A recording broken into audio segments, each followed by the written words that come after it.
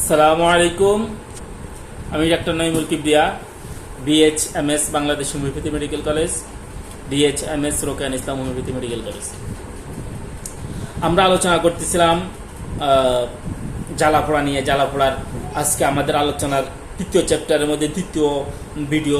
এই ভিডিওতে আমরা বলতেছিলাম যে জ্বালার বৈশিষ্ট্য হিসেবে আমাদের কেমন কেমন ভিন্ন ভিন্ন ওষুধ হয়, অর্থাৎ অন্য রোগের সাথে যখন আমাদের জ্বালা পোড়া থাকে তখন আমাদের কি কি সমস্যা, কি কি মেডিসিনের কথা আমরা চিন্তা করি।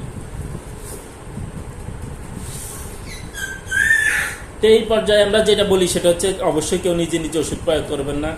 একজন ভালো হোমিওপ্যাথি ডাক্তারের, পড়াশোনা করা ডাক্তারের পরামর্শে ওষুধ খাবেন। তো আমরা কথা না বাড়িয়ে যে বিষয় বলবো সেটা হচ্ছে জ্বালা পোড়ার বৈশিষ্ট্য।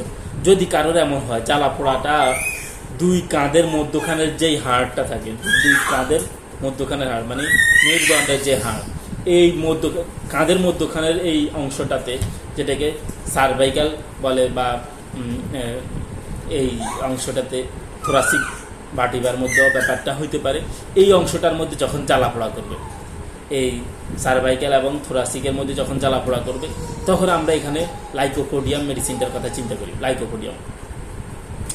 এরপরে যদি এমন হয় যে জিহ্বার অগ্রভাগ মানে জিহ্বার আগা যদি জ্বালা পোড়া থাকে এবং পানির পিপাসা থাকে, এবং পিপাসায় পানি করলে একদম কম্পন উঠে, শরীরের মধ্যে একটা কাঁপুনি আসে এবং এদের পানি পান করার খুব ইচ্ছে থাকে, সাথে সাথে শরীর পানি পান করলে খুব কাঁপানি আসে এবং এদের জিহ্বার আগাটা জ্বালা পোড়া করে। যদি এরকম ব্যাপার থাকে তখন আমরা এদের জন্য ক্যাপসিকামের মেডিসিনটার কথা চিন্তা করি, ক্যাপসিকাম। এরপরে আমরা যে বিষয়টা বলবো সেটা হচ্ছে পুরাতন জ্বালায় সারা দেহে উত্তাপ নির্গতন হইলে আমরা অ্যাসিড ফ্লোরের কথা চিন্তা করি। আর কারো যদি শুধু বুকে জ্বলে, বুকের মধ্যে জ্বালা পোড়া করে, শুধু বুকের মধ্যে জ্বালা পোড়া করলে আমরা ন্যাট্টাম ফস এবং ক্যালকেরিয়া ফসের কথা চিন্তা করি। আর কারো যদি চর্মের মধ্যে জ্বালা পোড়া করে, চামড়ার মধ্যে যদি জ্বালা পোড়া করে, তখন আমরা কেলি সাল এবং ন্যাট্টাম সালফের কথা চিন্তা করব। এর একটা ব্যাপার হচ্ছে ন্যাট্টাম ফস, ক্যালকেরিয়া ফস। ন্যাট্টাম ফস, ক্যালকেরিয়া ফস হচ্ছে বুকে জ্বালা পোড়ায়, আর চামড়ায় জ্বালা পোড়া হলে ন্যাট্টাম সালফ এবং কেলি সালফ, ন্যাট্টাম সালফ এবং কেলি সালফ, চামড়ায় জ্বালা পোড়া। এরপর আমরা যে বিষয়টা দেখি সেটা হচ্ছে জ্বালায় বারবার হাত পা ধুইতে চায়, জ্বালা পোড়া করে এবং এই জ্বালা পোড়ার কারণে বারবার হাত পা ধুইতে চাইলে আমরা এদের জন্য এই ফসফরাস এবং সিফিলিনামের কথা চিন্তা করি, ফসফরাস এবং সিফিলিনাম। এবং জ্বালা যদি নিচ থেকে উপরের দিকে উঠার মতো জ্বালা হইলে আমরা সিপিআর কথা চিন্তা করি, সিপিআর। এবং যদি কারোর এমন হয় এত জ্বালা এবং গরম কাতরতা, যে শীতেও সে একদম উলঙ্গ হয়ে থাকতে চায়, এই শীতেও উলঙ্গ হয়ে থাকতে চাওয়ার মতো জ্বালা পোড়া হইলে আমরা এদের জন্য সিকেলিকর মেডিসিনটার কথা চিন্তা করি, সিকেলিকর। এরপরে যদি কারোর হুল ফুটানোর মতো জ্বালা হয়, হুল ফুটানো মানে হচ্ছে ডেমরুল বা মৌমাছি কামড় দেয় মানে হুল ফুটায়, যে এরকম হুল ফুটানোর মতো যদি জ্বালা হয়, হুল ফুটানোর মতো জ্বালা হলে আমরা এপিসমেলের কথা চিন্তা করবো, এপিসমেল। আর এই জ্বালাটা যদি দপদপানি হয়, দপদপানির মতো জ্বালা হইলে আমরা বেলেডোনার কথা চিন্তা করি। এরপরে চোখের মধ্যে আগুনের মতো জ্বালা, চোখের মধ্যে যদি আগুনের মতো জ্বালা হয় তাহলে ক্লিমেটিস। আমরা বলছিলাম চোখে মুখে যদি জলসে যাওয়ার মতো জ্বালা হয় বৃদ্ধদের, তখন আমরা চ্যাঙ্গোনেরিয়া ক্যানের কথা বলছি। কিন্তু এমনি চোখের মধ্যে যদি আগুনের মতো জ্বালা হয় তখন আমরা ক্লিমেটিসের কথা চিন্তা করি।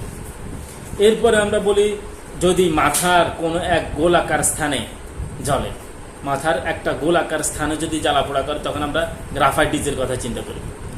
এবং যদি বুকের কোনো একটা গোলাকার জায়গায় জ্বালা পোড়া করে তখন আমরা কেলিবাইক্রোমের কথা চিন্তা করব। আর হাত ছিঁড়ে ফেলার মতো যন্ত্রণা হলে টিউবারকুলিনামের কথা চিন্তা করব। এখানে আমরা তিনটা ব্যাপার বললাম। একটা হচ্ছে মাথার কোনো একটা গোলাকার স্থানে যদি জ্বালা পোড়া করে তখন কেলিবাইক্রোম, বুকের কোনো একটা গোলাকার স্থানে যদি জ্বালা পোড়া করে তখন আমরা বলছিলাম এই মাথার কোনো একটা জায়গায় যদি জ্বালা পোড়া করে তখন গ্রাফাইটিস, এবং বুকের কোনো একটা জায়গায় যদি গোলাকার স্থানে যদি জ্বালা পোড়া করে তখন কেলিবাইক্রোম, আর হাতের কোনো একটা স্থানে যদি জ্বালা পোড়া করে তাহলে টিউবারকুলিনাম।